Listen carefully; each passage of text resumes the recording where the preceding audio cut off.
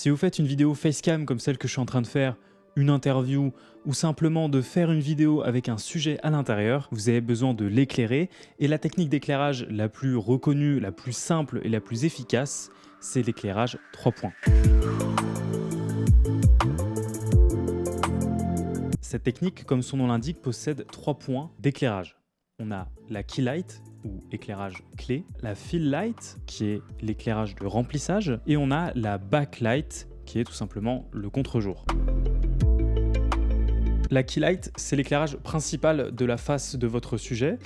On va la positionner plus ou moins en biais selon si vous voulez créer du contraste sur son visage, c'est-à-dire que plus on va la mettre en face du sujet, plus ça va aplatir et donc supprimer le contraste, et plus vous allez la décaler sur le côté, plus vous allez créer un contraste sur le visage et donc apporter de la gravité et avoir un aspect plus cinématique, même si ça n'a pas de sens en soi. Si votre scène, par exemple, dans votre fiction est une scène importante, avec beaucoup de suspense, vous allez pouvoir créer beaucoup plus de contraste sur son visage, alors que si par contre vous voulez un rendu beaucoup plus naturel, vous allez avoir tendance à la décaler un peu plus face au sujet. Et la hauteur, elle, va être déterminée par la source d'où provient cette lumière. Si par exemple, dans mon cas, on est sur un éclairage purement artificiel, on va légèrement surplomber le sujet pour encore plus créer de contraste sur le visage, mais ça va dépendre. Si par exemple vous êtes dans une fiction et que votre personnage est éclairé par un lampadaire, et ben on va la mettre à l'endroit où un lampadaire est censé éclairer, c'est-à-dire vachement au-dessus.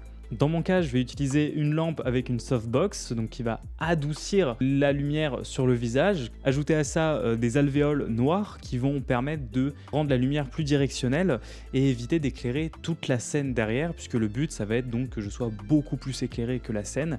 Et donc, ce maillage va servir à ça.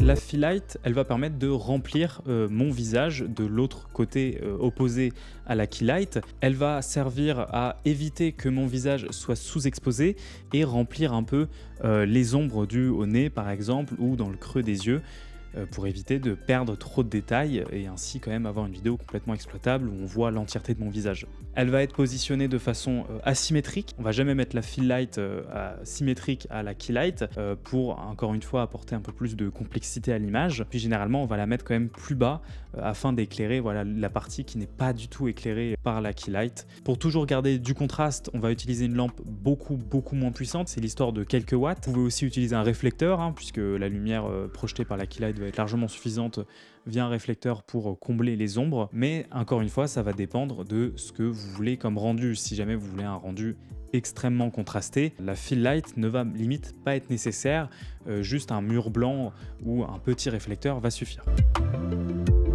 Et pour finir, la backlight. Alors la backlight, ne croyez pas que c'est un éclairage optionnel, c'est extrêmement important d'en avoir une, puisqu'en fait elle va vous détacher du décor. Donc moi je suis toujours bien éclairé, mais je suis beaucoup plus confondu avec le décor. On a plus d'étourage au niveau de l'épaule, au niveau des cheveux, et forcément on a un aspect plus plat. Vous pouvez la positionner pile derrière le sujet en amont, mais en général on va la décaler un petit peu pour toujours garder une asymétrie et avoir plus de complexité sur le sujet. Cette fois-ci, au contraire, on ne va pas utiliser une lumière diffuse, mais une lumière la plus directive possible, toujours dans l'optique de ne pas éclairer déjà la caméra, et puis d'éviter de mettre de la lumière dans le décor. Et voilà, vous avez votre éclairage 3 points. C'était assez simple. N'oubliez quand même pas d'éclairer votre décor si jamais vous en avez un. Ça va encore une fois apporter de la complexité, permettre de vous détacher.